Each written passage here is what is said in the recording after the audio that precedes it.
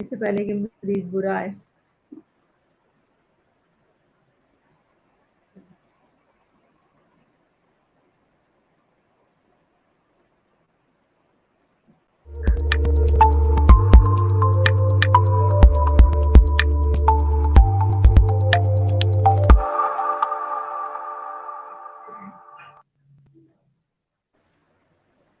अस्सलाम वालेकुम व्यूवर्स, मैं हूं आपकी होस्ट माहन सुल्तान और आप देख रहे हैं इल्मी सिटी। जैसा कि आप जानते हैं, इल्मी सिटी लेकर आता है रोजाना की बुनियाद पर लाइव सेशंस।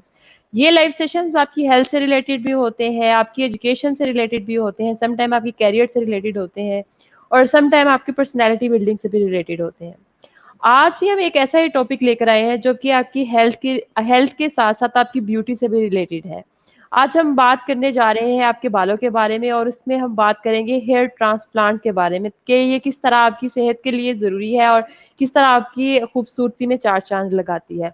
इसके लिए हमने अपने शो में दावत दी है फरूख नौशीन को, जो कि सीईओ है हेयर हब ट्रैकोलॉजिस्ट की और कॉस्मोलॉजिस्ट भी है साथ साथ। तो आइए हम सबसे पहले इनसे बात करते हैं। अस्सलाम वालेकुम फरूख, कैसी हैं आप?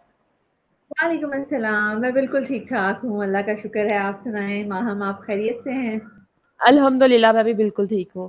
तो फ़ारूक, आज हम जिस टॉपिक पे बात कर रहे हैं ये बहुत इंपॉर्टेंट है। बहुत से लोग इसके बारे में कॉन्शियस भी होते हैं, अपने बालों को लेकर बहुत ज़्यादा कॉन्शियस होते हैं कि इनके बालों की हेल्थ जो है वो अच्छी हो। तो हम बात कर बिल्कुल। रहे हैं हेयर ट्रांसप्लांट की। तो हमें ज़रा ये इसको मुख्तरन बताइएगा कि हेयर ट्रांसप्लांट बेसिकली ये कौन-सा ट्रीटमेंट है, ये किस तरह से होता है, इसका प्रोसीजर क्या है? बिल्कुल। सबसे पहली बात तो ये है कि जब भी हम मेरी ये कोशिश होती है कि किसी को भी एक्सप्लेन करें, चाहे वो टीवी चैनल हो या कोई फेस टू फेस मिल रहा हो, तो उसको हम इतना आसान ज़बान में समझाएँ कि वो अगला बंदा खुद समझ सके।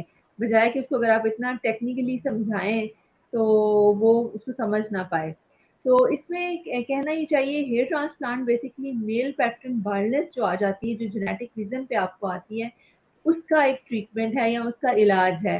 बेसिकली अल्लाह ताला ने हर बीमारी का इलाज भी बीमारी के अंदर रखा होता है। जैसे कोरोना वायरस का इलाज अल्लाह ने कोरोना वायरस के अंदर ही रख दिया कि वो ब्लड से आपको वो डोनेशन हो रहा है। तो इसी तरह बेसिकली आपके सर पे अगर अल्लाह ने यहाँ बीमारी दी है, तो बैक पे इलाज भी दिया है। हाँ, किसी के लिए कम दिया है, किसी के लिए ज़्यादा दिया है।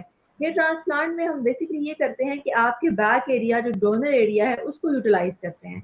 उसमें से हम अच्छा हेयर फॉलिकल निकालते हैं।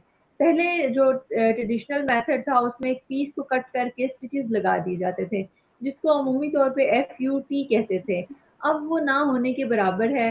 अभी जो लेटेस्ट मेथड राइज है, उसे एफयूई कहते हैं, follicular unit extraction. Follicle unit extraction में हम एक-एक बाल को प्लक आउट करते हैं। प्लक आउट करने अब माइक्रो मोटराइज्ड होता है प्रोसीजर और ये बिल्कुल पेनलेस होता है। पेन बिल्कुल नहीं होता। इसके लिए ऑब्वियसली एक्सपर्ट से अगर आप कराएँगे तो नहीं, अगर कोई एक्सपर्ट नहीं है तो ज़रूर पेन भी होगा। तो हम उन बालों को निकालते हैं और उसको उस एरिया पे हम प्लांट कर देते हैं या लगा देते हैं जहाँ बाल्डनेस है। हमारी एक्सपर्टी आपको ये है कि जो भी हम आपके बालों को, या हम उसे टेक्निकली ग्राफ्ट कहते हैं, ग्राफ्ट लगाएँ, वो बहुत नेचुरल हों, पकड़े ना जाएँ, जब बाल उगें तो वो आर्टिस्टिक लगें, वो आर्टिफ़िशियल या अननेचुरल ना लगें। ये बेसिक हमारी आपको सर्विस है। तो अब इसके अंदर बहुत सारे लोग जब भी मुझसे डेली आते हैं, सवाल करते हैं, वो यही कहते हैं, वो तो जी फलाँ बंदा तो इतने में कर रहा है, 10,000 में कर रहा है, 20,000 में कर रहा है, 30,000 में कर रहा है, तो आप क्यों इतना एक्सपेंसिव करते हैं? जैसे हमारी एवरेज प्राइस 100,000 या इससे प्लस होती है। इसलिए होती है कि हम अच्छा एफसीपीएस सर्जन एडेड है, स्टरलाइज़ेशन बड़ी मैटर करती है, हमने स्टरलाइज़ेशन का इंटरनेशनल स्टैंडर्ड मेंटेन किया हुआ है।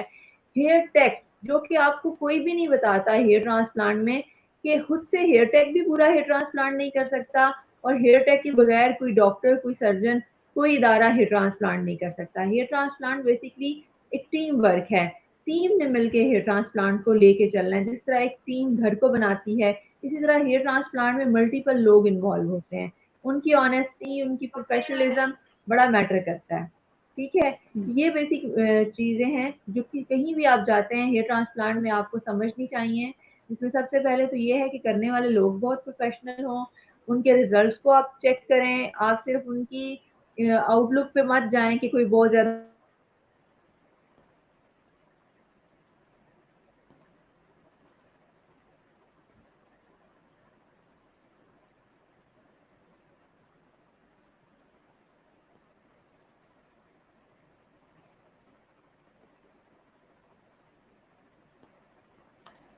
जी व्यूवर्स, फ़ारूक हमारे साथ मौजूद थी। वो जैसे ही हमारे साथ दोबारा रिकनेक्ट करती हैं, हम आपके जितनी भी क्यूरीज़ हैं उनको भी लेंगे और उनसे पूछेंगे कि बेसिकली हेयर ट्रांसप्लांट का प्रोसीजर क्या है और हम इसको किस तरह से अडॉप्ट कर सकते हैं, किन लोगों के लिए ये फ़िज़िबल है, कौन लोग इसे इस्तेमाल कर सकते हैं, किस एज में जो है लोग इसे जाके यूज़ कर सकते हैं।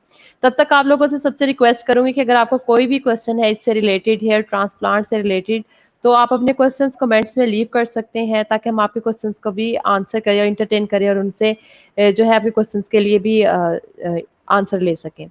इसके अलावा वो भी यही बता रही थी कि हेयर ट्रांसप्लांट के डिफरेंट जो प्रोसीजर हैं उनके लिए उन्होंने डिफरेंट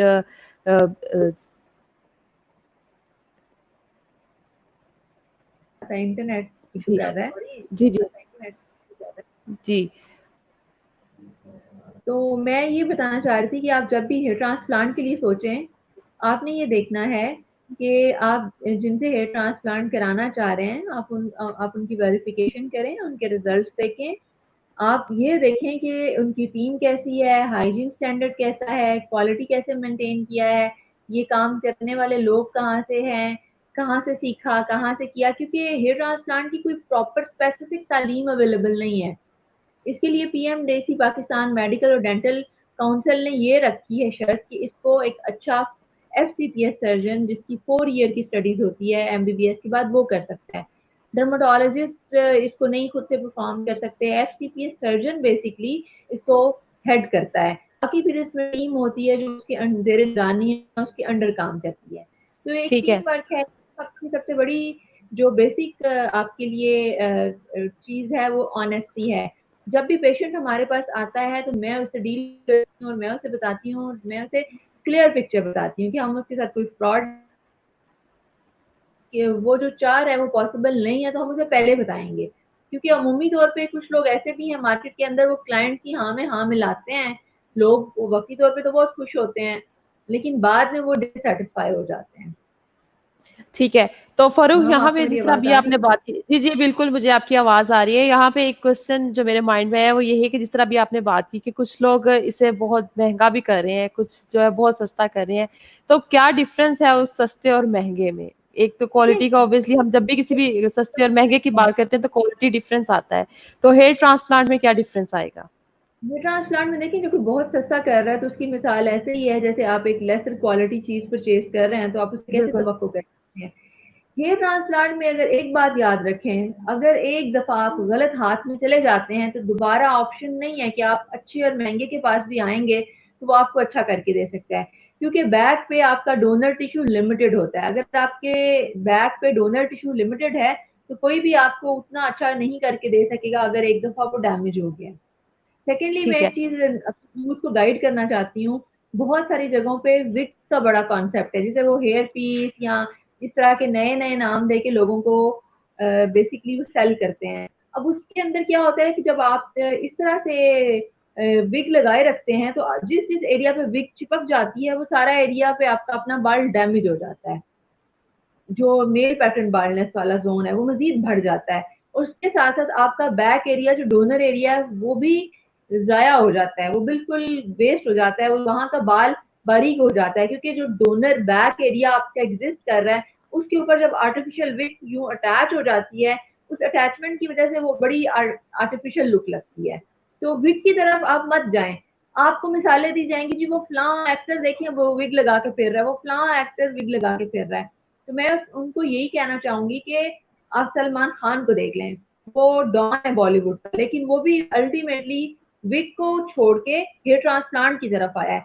क्यों आया? कि ये ज्यादा नेचुरल है, इसमें आपको कोई नुकसान नहीं है, आप किसी के मोहताज नहीं है, और आपको अपने बाल की वैल्यू करनी है। अगर आप अपना बाल की वैल्यू नहीं करेंगे, आप वो टोपी चिपका लेंगे, एक वक्त आएगा फिर वो आप ना वो टोपी उतारने के काबिल रहेंगे, ठीक है, और ना ही वो आप अपनी उस लुक से, जो आर्टिफिशियल लुक आपने लगाई हुई है, साइकोलॉजिकली आप बहुत डिस्टर्ब हो जाएंगे कि आप उसको फेस नहीं कर सकेंगे।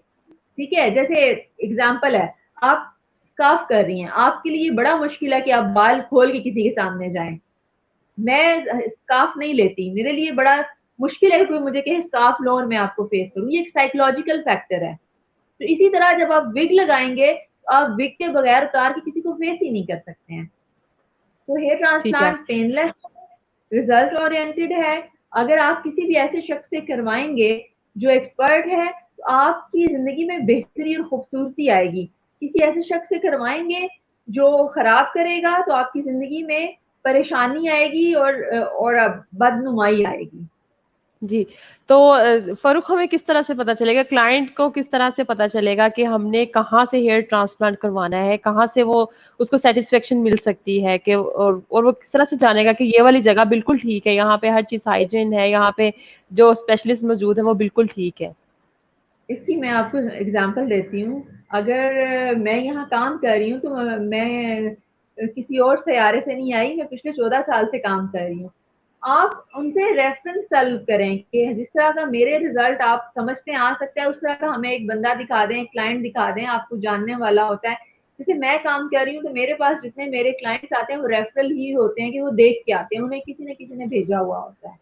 तो इसके अंदर जो आपने वेरीफाई करना है, उनके काम की क्वालिटी के साथ साथ देखना है कि वो लोगों के पास एक्सपीरियंस कैसा है, टीम कैसे बनी है, लोग कैसे हैं। अमूमी तौर पे बहुत सारे लोग ऐसे हैं जिन्होंने, खासतौर पे इस्लामाबाद तो बड़ी फिर भी बेटर जगह है, कराची के अंदर लोगों ने ऑन कॉल लोग बुलाए होते हैं कि उनको वो कोई वेज डे पे काम के हिसाब से पे कर देते हैं। वो अब काम की वो क्वालिटी जनरेट नहीं करते जो आप अपने परमानेंट एम्प्लॉय की साइकोलॉजी समझते हैं, उसके मसाइल समझते हैं, उसके काम की क्वालिटी समझते हैं। वो आप उस तरह से नहीं समझ सकते आम लोग जो ऑन कॉल काम करते हैं। तो इसके बिल्कुल। परमानेंट टीम का होना, परमानेंट आप एक जगह पे काम कर रहे हो, आपका नाम का होना बड़ा जरूरी है। तो बताइएगा कि फ़ारूक, कि इससे हेयर स्ट्रक्चर को कोई फ़र्क पड़ता है? यानी हमारा हेयर थिन हो जाता है अगर हम लोग करवा रहे हैं इसे?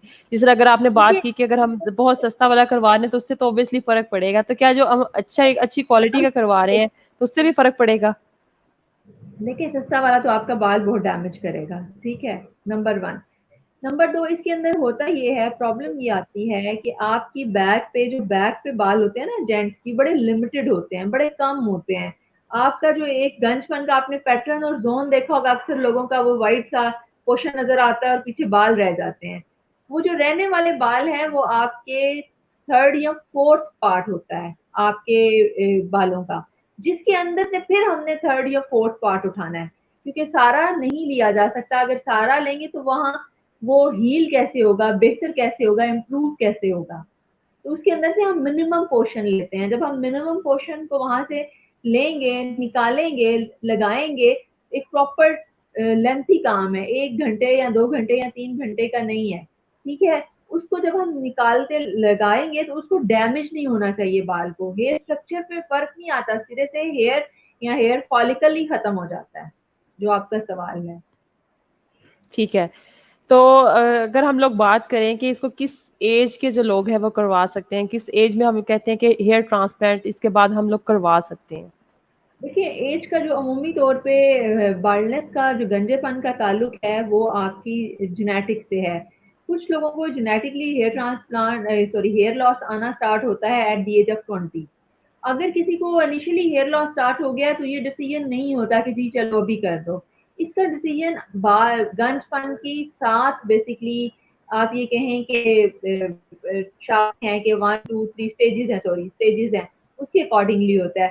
स्टेज 1 पे हेयर ट्रांसप्लांट रिकमेंडेड नहीं होता, हेयर ट्रांसप्लांट स्टार्ट होता है स्टेज 3 से स्टेज 4 पे। अब ये डिपेंड करता है कि आपकी एज के अकॉर्डिंगली कौन सी स्टेज आ चुकी है। अब एग्जाम्पल है, व्यूअर्स, अभी हमारे साथ हमारी जो गेस्ट हैं वो डिस्कनेक्ट हो गई है, और जैसे ही हमारे साथ कनेक्ट करती है तो हम लोग उनसे मजीद जानते हैं हेयर ट्रांसप्लांट के बारे में, कि किस तरह से ये हमारे लिए बेनिफिशियल हो सकता है या क्या इसके डिसएडवांटेजेस हो सकते हैं जो हमारी बालों की सेहत पर असरअंदाज हो सकते हैं। जी, जी, जी फारूक, अब आवाज आ रही है आपकी। अब जैसे बहुत सारे लोग जिनकी एज अगर 20 से 22 साल है और उनके सिर्फ ये जो टॉप एरिया वो अगर वहां लॉस हो गया और वो ये आके कहते हैं कि हमारे बाल यहाँ लगा दो और यहाँ ठीक कर दो, तो ये पॉसिबिलिटी नहीं है कि हम ये कहेंगे अच्छा नहीं आपके बाल यहाँ ठीक कर देंगे। हम उनको ये समझाएंगे कि जो आपका बाल मौजूद है अभी गिरा नहीं है उसकी वैल्यू करो, क्योंकि बालों का लिमिटेड डिपॉजिट अगर हम दे स्टेज 1 में यहाँ लगा देंगे तो फ्यूचर के लिए हमारे पास अच्छा डिपॉजिट नहीं होगा। तो ये एक थोड़ा टेक्निकल होता है, इसका डिसीजन आप नहीं करते, एक्सपर्ट करता है। जो आपको हेयर ट्रांसप्लांट करके दे रहे हैं उनके एक्सपर्ट ने ये डिसाइड करना होता है कि हेयर ट्रांसप्लांट कौन सी एज पे होना चाहिए। जी फरूक, हमारे पास एक क्वेश्चन आया है सफीउल्लाह वसीउल्लाह साहब की तरफ से। वो पूछ रहे हैं कि hair transplant can be done many times. वो पूछ रहे हैं कि एक या एक से ज्यादा दफा भी करवाया जा सकता है। होता ये है, मैं एग्जांपल देती हूँ। आपकी बैक पे बिलफर्ज 4 बाल हैं। अगर आप एक अच्छे एक्सपर्ट के पास गए, उसने 2 बाल आपके उठा के लगा दिए हैं, ठीक है, और पीछे 2 को सेफली छोड़ दिया है, तो आप ये 2 जो पड़े हैं आप इनको पार्ट पोर्शन वाइज करवा सकते हैं। अमूमी तौर पे दो दफा तो बड़ी अच्छी, अगर आप अच्छे हाथ से कराते हैं जिन्होंने आपकी बालों को जाया नहीं कराया, तो 2 दफा तो बहुत आसानी से हो जाता है। सम टाइम किसी की बैक पे टिश्यू का डिपॉजिट, जो बैक पे बाल पड़ा हुआ है, हेयर फॉलिकल को हम टिश्यू या हेयर फॉलिकल कहते हैं, हेयर फॉलिकल ग्रुप की शेप में भी रहता है। अगर अच्छे ग्रुप्स हैं बैक पे तो 3 दफा भी किया जा सकता है, लेकिन अमूमी तौर पे 2 दफा अच्छे तरीके से हो जाता है। ठीक है, तो अगर हम बात करें कि हेयर ट्रांसप्लांट की, तो इसका सक्सेस रेट कितना है, कि यानी कि ये कितने ड्यूरेशन तक जो है वो रहता है अगर हम एक दफा हेयर ट्रांसप्लांट करवाते हैं तो? बेसिकली जिस तरह मैंने आपको बताया कि गंजेपन की 7 स्टेजेस होती हैं। अब मैं आपको एग्जांपल दूंगी स्टेजेस की। जैसे आप 2 भाई हैं, नवाज शरीफ और शहबाज शरीफ। अब दोनों के बालों में फर्क है, दोनों का हेयर ट्रांसप्लांट हुआ है। बिल्कुल। नवाज शरीफ का स्टेज 7 का गंजापन है, यानी कि उनका जब अगर 10 साल 12 साल पहले हेयर ट्रांसप्लांट अगर आप देखें, जब उनका हुआ था उनके बाल बेहतर थे। अभी उनके बाल मजीद वीक हो गए हैं क्योंकि उनकी एज 60 प्लस चली गई है। उनको गंजापन स्टेज 7 वाला है, उनके भाई को स्टेज 6 वाला गंजापन है, जिसमें बैक से जब बाल लेते हैं तो वो इतना वीक नहीं होता। तो इसमें गंजेपन की स्टेज में मैटर करता है। कुछ लोगों को जेनेटिकली स्टेज 3 मिलता है, उनका हम हेयर ट्रांसप्लांट कर देते हैं, वो कोई उनको जज ही नहीं कर सकता कि उनका हेयर ट्रांसप्लांट हुआ है और वो बाल्ड है। कुछ लोगों को वो रिजल्ट नहीं मिलता। क्या रिजल्ट मिलेगा इसका डिसीजन आपको मिल के होता है। सेकेंडली, कुछ लोगों की फैमिली में इनहेरिटेंस में, जैसे उनके वालिद का आया तो जो आपके वालिद का पैटर्न होता है वही मिलता है। समटाइम ये होता है कि फैमिली के अंदर वालिद के बाल ठीक हैं, लेकिन मामू मामू के बाल ठीक नहीं है, तो आपको उनकी तरफ से जेनेटिकली ट्रेवल कर गया है। तो ये हम पेशेंट को जब हमारे पास आता है एनालाइज करते हैं उसकी फैमिली हिस्ट्री के अकॉर्डिंगली, तो फिर उसको बताते हैं और साथ साथ हम उसे समझाते हैं कि आपने जो एग्जिस्टिंग हेयर है अगर वो है तो उसको कैसे मैनेज करना है। ठीक है, तो फरूक यहाँ पे आप इसकी 7 स्टेजेस बता रही थी, आपके साथ डिस्कनेक्टिविटी हो गई थी। क्या वो 7 स्टेजेस दोबारा से बता सकती हैं कि किस एज में हम लोगों को हेयर ट्रांसप्लांट करवाना चाहिए? चीज़ लाज़मी नहीं है कि आप, सम टाइम ये होता है कि at the age of 18 stage 7 वाला स्वेयर बाल्डनेस स्टार्ट हो जाता है, जिसमें ये कानों तक, ये कानों के आसपास तक गंजापन पहुंच जाता है और पूरा वो सर निकल आता है। कुछ लोग ऐसे होते हैं जिनकी स्टेज ऐसी रहती है कि हल्का सा 40 की ईयर में, एज में हल्का सा यहाँ थिनिंग होती है या हल्की सी यहाँ थिनिंग होती है। तो ये इसकी जो 7 स्टेजेस हैं वो उनका एज से ताल्लुक नहीं है, उनका जेनेटिक से ताल्लुक है। और वो ठीक आपको हम उस असेसमेंट आपकी जेनेटिक वैल्यूज को ही देख के करते हैं। ठीक है। फरूक, अभी तक तो हमने सारी इसकी एडवांटेजेस की बात कर ली कि इसका फायदा क्या है, तो इसके डिसएडवांटेजेस क्या हैं? नुकसान क्या हो देखिए, एक सकता है हमें? सवाल डिसएडवांटेजेस का जब होता है तो वो बात की जाती है, मेरे पास वो जी फलां एक्टर थे, फलां ऐसे थे जिनके साथ ये प्रॉब्लम हुआ। होता ये है, जब कोई भी पेशेंट हमारे पास आता है उसकी कंप्लीट मेडिकल हिस्ट्री होती है, उसके हम चंद ब्लड टेस्ट करते हैं, जैसे कि साजिद हसन साहब ने अपनी वीडियो में ये बताया था कि मेरे ब्लड टेस्ट नहीं किए गए। नहीं हुए। ब्लड टेस्ट के अंदर हम देखते हैं कि डायबिटीज तो नहीं है, उनका प्लेटलेट्स पूरे हैं या नहीं है, जितने टेक्निकल फैक्टर्स हैं वो हम देखते हैं। अगर कोई स्मोकर है, ड्रग एडिक्टेड है, हम उसको ब्रेक देते हैं, उसको एक टाइम पीरियड बताते हैं कि ये आप छोड़ो, तो फिर हम आपको आपका हेयर ट्रांसप्लांट करेंगे। अब कोई अगर स्मोकिंग करता है तो उसको हम 2 डेज का टाइम देते हैं। कोई अगर कोई ड्रग्स एडिक्टेड है उसको हम, डिपेंड करता है ड्रग कितनी यूज करता है, उसके अकॉर्डिंगली बताते हैं कि इतना अरसा आप छोड़ के आए। अब अगर आप ऐसे बंदे को जो कोकेन यूज करता है उसका हेयर ट्रांसप्लांट करेंगे, तो उस पे जो जाइलोकेन जो हमारी मेन आप कहें कि मेडिसिन है जो नमनेस करती है, सुन करती है, वो असर नहीं करती। जब वो असर नहीं करेगी तो उसको पेन होगा, वो चिल्लाएगा। अब पेन की मैनेजमेंट टेक्नीशियन नहीं कर सकता, पेन की मैनेजमेंट एफसीपीएस, पाकिस्तान के पीएमडीसी के लॉ के अकॉर्डिंगली एफसीपीएस सर्जन कर सकता है, ना डर्माटोलॉजिस्ट भी नहीं कर सकता। क्योंकि उसने डर्माटोलॉजी में नॉर्मली एक डिप्लोमा होता है जो कि एमबीबीएस के बाद आप करते हैं। तो बेसिकली पेन का ताल्लुक करने वालों की एक्सपर्टी से भी है, क्योंकि अगर आप एक ऐसा साजिद हसन साहब के केस में डॉक्टर साहब से गलती ये हुई पहली कि उन्होंने उनकी केस को पुट करने से पहले उस पर होमवर्क नहीं किया। आपके ब्लड टेस्ट क्लियर होने चाहिए, आपका ब्लड प्रेशर कंट्रोल होना चाहिए, आपका डायबिटीज कंट्रोल होना चाहिए, और अगर आप किसी किस्म का नशा करते हैं या ड्रग्स लेते हैं उसकी कंप्लीट हिस्ट्री बतानी है। कुछ लोग इसको छुपाते भी हैं वहम कि वो हमें नहीं बताते, लेकिन उनकी शक्ल से, उनकी बातों से, उनके एज फैक्टर से, उनके हुलिये से हम असेस कर लेते हैं कि ये जरूर कोई ना कोई ड्रग्स लेते होंगे। और वो ये बेसिकली जब आप काम करते हैं, इतना ज्यादा कम्युनिकेशन करते हैं, आपको पेशेंट को देख के समझ आ जाती है। तो अगर आपको लग रहा है कि शायद वो नहीं भी करता, तो आपने बातों बातों में जिक्र भी कर देना है कि ये चीजें हम मना करते हैं, आप बुरा ना मनाइएगा, हो सकता है कि आप नहीं करते हो। बहुत सारे ऐसे यंगस्टर्स आते हैं 20 साल के, 22 साल के, पेरेंट्स के साथ आते हैं, उनके सामने वो हमें नहीं बताते कि हम करते हैं। अब उसकी वो मेरी ड्यूटी है कि मैं उनको ये समझाऊं या उन तक कन्वे करूं। तो जो साइड इफेक्ट्स या प्रॉब्लम्स आते हैं, डिसएडवांटेजेस आते हैं, वो तभी आते हैं जब आप एक सफर्ड पेशेंट लेते हैं। अगर आप एक हार्ट पेशेंट का हेयर ट्रांसप्लांट करेंगे तो आपको मसले होंगे, करने वाले बिल्कुल। के लिए प्रॉब्लम होगा, उसको कार्डियक अरेस्ट आ सकता है। तो हार्ट वाले पेशेंट का पहले हम फिटनेस सर्टिफिकेशन लेते हैं कार्डियोलॉजिस्ट से, वो हमें लेटर बना के देते हैं कि जी ये बंदा सेफ है, आप इसका हेयर ट्रांसप्लांट कर सकते हैं।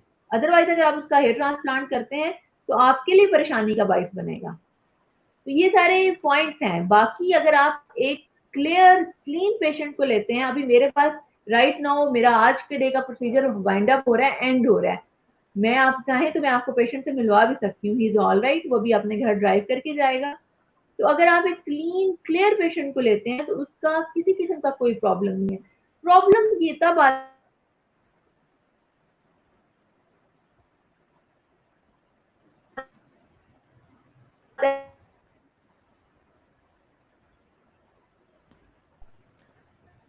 जी फरूक, आपको मेरी आवाज आ रही है? आपको मेरी? जी जी, आपकी हाँ, आवाज ड्रॉप होगी, जब भी आपने बात की है वो आवाज ड्रॉप हो गई हेलो, आपकी। जी जी, आवाज आ रही है आपको मेरी? जी आ रही है। जी। तो फरूक, जिस तरह भी आपने बात की कि स्मोकिंग कर रहे होते तो स्मोकिंग पहले छुड़वाई जाती है, अगर कोई और ड्रग्स ले रहे हैं तो ड्रग्स को भी उनको यूज जो है वो खत्म करवाया जाता है। ऑब्वियसली ट्रीटमेंट के बाद भी अगर वो कोई स्टार्ट कर देता है वही सारी चीजें, तो कितना फायदा है फिर इसको, इस ट्रीटमेंट का? इसका मैक्सिमम मैक्सिमम 10 डेज का टाइम पीरियड होता है। कुछ चीजें हैं जो आप 2 डेज के बाद भी स्टार्ट कर देते हैं। तो वो जब आप जब हेयर ट्रांसप्लांट के 10 दिन पूरे होते हैं तो आप ये कहें कि डेंजर जोन से निकल आते हैं। तो हम हमारे पास पेशेंट की हिस्ट्री कंप्लीट होती है तो हम उसे तब बता देते हैं कि आपने ये नहीं करना, ये करना है, ये करना है, ये नहीं करना। और सेकेंडली आपने पेशेंट का कॉन्फिडेंस लेवल भी जीतना है कि अगर कोई ड्रग्स ऐसी ले रहा है जो शायद उसके किसी रिश्तेदार को, बहन भाई को, माँ बाप को नहीं पता, तो वो आपको बता रहा है, तो वो आपने लीक आउट नहीं करना। तो पेशेंट की प्राइवेसी का भी, क्योंकि नॉर्मली तभी लोग नहीं बताते जब उनको उनका कॉन्फिडेंस बिल्डअप नहीं होता। वो सोचते हैं मैं इसको बताऊंगा तो मेरे लिए मसला होगा, ये मेरी माँ को ना बता दे, या मेरी बाप को ना बता दे, या मेरे कजन को ना बता दे, या मेरे उस दोस्त को ना बता दे। तो आपने पेशेंट के कॉन्फिडेंस लेवल को भी हासिल करना है। जी। तो फ़ारूक, अगर हम बात करते हैं ट्रांसप्लांट के बाद की, तो अभी जिस तरह हमने बात की कि ड्रग्स का भी एक टाइम है कि उसके बाद हम वो चीज़ें दोबारा से यूज़ कर सकते हैं अगर कोई उनको रोकी गई हैं। तो हमारे न्यूट्रिशन का क्या जो है वो मेथड रहता है? न्यूट्रिशन किस तरह से हम लोग उसको वो एक स्पेसिफिक लेके चलना होता है या जिस तरह से मर्ज़ी आप लेके चलें? सिर्फ हमें 48 आवर्स के लिए चाय और कॉफी को हमने मना करते हैं, बाकी खाने पीने में इसके साथ कोई ताल्लुक नहीं है। आप किसी भी किस्म का फूड खा सकते हैं, दूध ले सकते हैं, चाय, कॉफी, कैफीन, ये 48 आवर के बाद आप ये भी स्टार्ट कर सकते हैं। मेन सारा प्रॉब्लम मनशियात या ड्रग से ही है, और आपका ब्लड प्रेशर कंट्रोल है और आपकी डायबिटीज कंट्रोल है, तो फिर आपको कोई प्रॉब्लम नहीं है। ठीक है। जी, फ़ारूक, यहाँ पे हमारे पास एक क्वेश्चन है, शाहनवाज़ जलवानी है, वो पूछ रहे हैं कि please give me the number of ma'am Farooq Nasheen, अगर आपसे कोई कॉन्टैक्ट करना चाह रहा है तो वो किस तरह से करेगा? और क्लिनिक का नंबर है 0334911181, और यही नाम के जो स्पेलिंग सामने आ रहे हैं इसी पे मेरी फेसबुक की आईडी है और हेयर हब का पेज है, तो आप उस पर मुझसे कांटेक्ट कर सकते हैं। जी। तो मैम ने बता दिया आपको कि अगर आपने कांटेक्ट करना है तो मैम फ़ारूक नशीन की जो फेसबुक आईडी है आप उससे कांटेक्ट कर सकते हैं। मैम प्रोग्राम को इख्तिताम की तरफ लेके जाते हैं। हमने मैक्सिमम कोशिश की कि हर पॉइंट से, हर एस्पेक्ट से हेयर ट्रांसप्लांट को हम लोग डिस्कस कर सकें। अगर कोई ऐसा पॉइंट रह गया है जो मैंने नहीं पूछा, जो आपने पहले ऐड नहीं किया, अगर आप ऐड करना चाहती हैं तो काइंडली ऐड कर दीजिए। मैं ये ऐड करना चाहूंगी, मेरे पास जो भी पेशेंट आता है तो मैं या क्लाइंट आता है, मैं उसे यही कहती हूँ कि जल्दी मत करो। इसका एग्जाम्पल ऐसे है कि आज अगर आपने एक प्रॉपर्टी परचेज करनी है तो आपके लिए डिसीजन बड़ा मुश्किल होता है कि सही कौन सी, कहाँ इन्वेस्टमेंट करूं, कैसे लूं। तो मुझे एक दफा ऐसे प्रॉपर्टी परचेज करनी पड़ी तो मुझे समझ आई कि डिसीजन मेकिंग कितना मुश्किल होता है। तो इसका हेयर ट्रांसप्लांट में आपने जब डिसीजन करना है तो आपने ये करना है कि आपने उस पर होमवर्क करना है। आप हर हेयर ट्रांसप्लांट वाले से मिले, हर कोई आपसे अच्छी बातें करेगा, मैं भी करूंगी, लेकिन रिजल्ट कंपैरिजन करें। हमारा कोई इतना ह्यूज नहीं है कि कोई हम बिलियंस की या मिलियंस की हम एडवर्टाइज कर रहे हैं। आप काम फोकस करें, उसको देखें, उसको उसके ऊपर जाएं और फिर आप हेयर ट्रांसप्लांट का डिसीजन लें, जिस तरह आप ठीक अपनी है। शादी का डिसीजन लेते हैं बिल्कुल, बिल्कुल ऐसा ही है। कि थैंक यू आपकी सो मच फ़ारूक आपका। थैंक यू सो मच आपका हमारे जी प्रोग्राम में आने के लिए और जितनी हमारी अपनी कीमती राय थी उसको हमारे तक पहुंचाने के लिए और हमारी ऑडियंस तक पहुंचाने के लिए थैंक यू सो मच। और होप सो हम अपने तमाम एस्पेक्ट्स को जो है वो कवर करने में कामयाब हुए होंगे और अपनी ऑडियंस को इन्फॉर्मेशन देने में भी कामयाब हुए होंगे। Thank you so much. जी बिल्कुल। इसमें ये है बेसिकली, अगर आप लोग चाहते हैं हम दोबारा भी इसको सेशन अरेंज कर लेंगे।